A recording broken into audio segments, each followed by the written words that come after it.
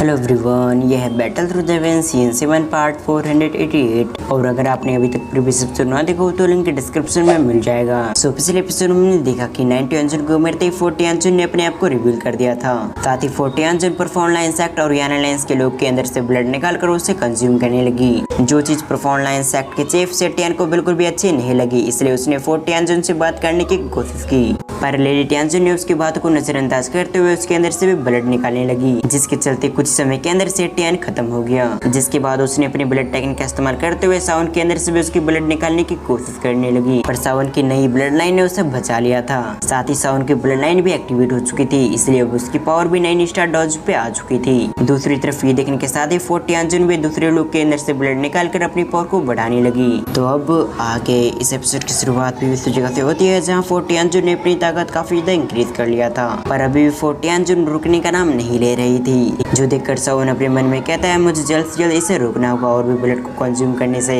क्योंकि अगर ये इसी तरह से ब्लड को कंज्यूम करती रही तो इसकी पावर और भी इंक्रीज होती रहेगी, जिससे मेरे याना लाइन्स के और भी लोग मारे जाएंगे। ये सब सोचते हुए सावन ने अपने चारों हेवनली फिल्म को बाहर निकाल लिया। साथ ही सावन ने अपने 5वें हेवनली फिल्म को भी बाहर निकाल लिया था, जिसे सावन ने बिस्ट को मारकर इस हेवनली फिल्म को खुद से बनाया था।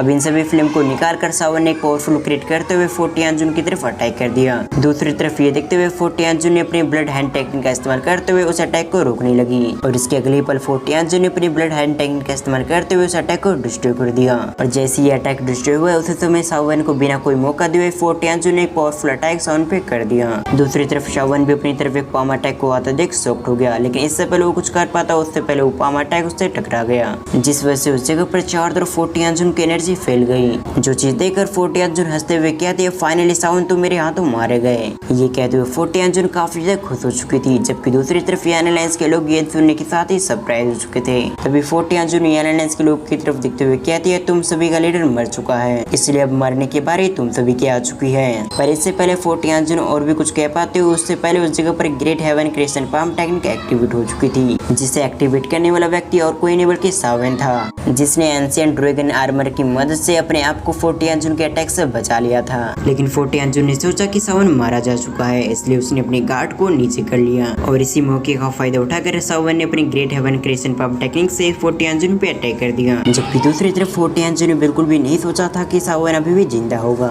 इसलिए उसने केयरलेस होकर अपने डिफेंस पे ध्यान नहीं दिया। और जब तक उसे सावन के अटैक के बारे में मालूम हुआ तब तक सावन उसके काफी क्लोज आ चुका था, इसलिए अब 40 अंजुन सावन के अटैक को डॉज नहीं कर सकती, जिस वजह से उसने अपनी एनर्जी के मदद से अपनी बॉडी को पूरी तरह से कवर कर लिया। मगर भले ही 40 अंजुन ने अपनी एनर्जी की मदद से अपनी पूरी बॉडी को कवर कर लिया हो, पर फिर भी इस अटैक के इम्पैक्ट से 40 अंजुन काफी पीछे चली गई। साथ ही 40 अंजुन के मुंह से ब्लड भी निकलने लग गया, जो देखकर 40 अंजुन उस जगह से निकलने की कोशिश करने लगी। लेकिन सावन अपने दुश्मनों को इतनी आसानी से बिल्कुल भी नहीं जाने देना चाहता था, इसलिए उसने एक बार फिर से अपनी हेवनली फिल्म को निकालते हुए उन सभी को कंबाइन करने लगा। जबकि इधर 40 अंजुन सावन की ऐसी टेरिफाइंग पावर को देखने के साथ ही शॉक्ड हो गई थी। साथ ही अब उसे समझ में आ रहा था कि इतने होल सोल के एक्सपर्ट सावन को क्यों नहीं पकड़ पाए, और तो और होल सोल हर हाल में सावन को कैप्चर क्यों करना चाहता है। जब 40 अंजुन इन चीजों के बारे में सोच रही थी तब दूसरी तरफ सावन ने अपने एंग्री बुद्धा लोटस को पूरी तरह से क्रिएट कर लिया था, इसलिए उसने बिना देरी के अपने एंग्री बुद्धा लोटस से 40 अंजुन पे अटैक कर दिया, जो सीधे जाकर 40 अंजुन की बॉडी से हिट हो गई। और ऐसा होते ही 40 अंजुन की पूरी बॉडी जलने लगी, जिस वजह से 40 अंजुन को काफी तकलीफ हो रही थी। तभी सावन ने एंग्री बुद्धा लोटस के साथ 40 अंजुन को बादल के उस पार भेज दिया,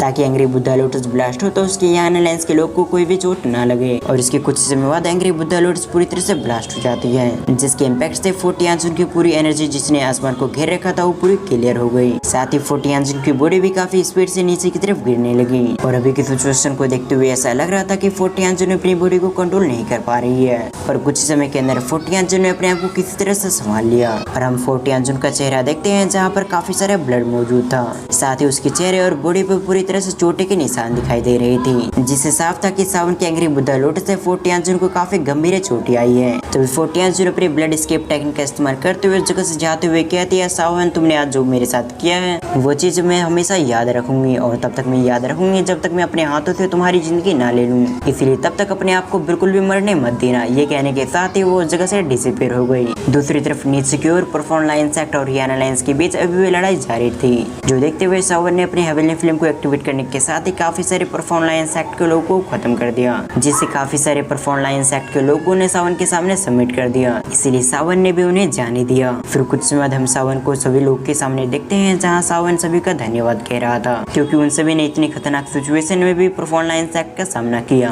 जो सुनकर आइसएम्पर आगे बढ़ते हुए कहते हैं, हम सभी याना लाइन्स के मेंबर्स हैं और जो भी व्यक्ति हमारी लाइन्स को खत्म करने की कोशिश करेगा हम उसे बिल्कुल भी नहीं छोड़ेंगे, इसलिए तुम्हें इन सभी चीजों के बारे में बिल्कुल भी चिंता नहीं करनी चाहिए। और अगर तुम भविष्य में भी याना लाइन्स को छोड़कर जाते हो तो तुम याना लाइन्स की बिल्कुल भी चिंता मत करना, क्योंकि हम सभी मिलकर याना लाइन्स को संभाल लेंगे। इधर आइसएम्पर की बातों को सुनने के बाद सावन के सर पे स्माइल आ गई, जबकि साथ ही सावन अपने मन में कहता है, इस बार मैंने परफॉर्म लाइन्स एक्ट को खत्म कर दिया है और बच्चे कुछ परफॉर्म लाइन्स एक्ट के लोग इतनी भी ताकतवर नहीं है कि वो मेरे याना लाइन्स को चोट पहुंचा पाए। मगर फिर भी मुझे अगर अपनी फैमिली और याना लाइन्स को प्रोटेक्ट करना है तो मुझे होल ऑफ सोल को पूरी तरह से मिटाना होगा, क्योंकि जब तक होल ऑफ सोल नाम का मेरे ऊपर बम रहेगा तब तक मुझे डर रहेगा कि ये मेरी फैमिली को चोट ना पहुंचा दे, इसलिए होल ऑफ सोल को मिटना बहुत जरूरी है। ये कहते हुए सावन ने गुस्से में अपने हाथों को बंद कर लिया। साथ ही सावन अपने फादर को याद करते हुए कहता है, फादर मैं आपको होल ऑफ सोल से रेस्क्यू करने के लिए जल्दी आऊंगा, जिसके बाद हमारी पूरी फैमिली कंप्लीट हो जाएगी। ये कहने के साथ ही सावन ने जाओ को अपने हाथों में उठा लिया था। तभी सावन ने सोलोइंग पाइथन के बारे में याद करते हुए क्वीन मुर्सी से सवाल किया, क्योंकि जहाँ तक सावन को पता था वो सोलोइंग पाइथन तो क्वीन मुर्सी के अंदर था,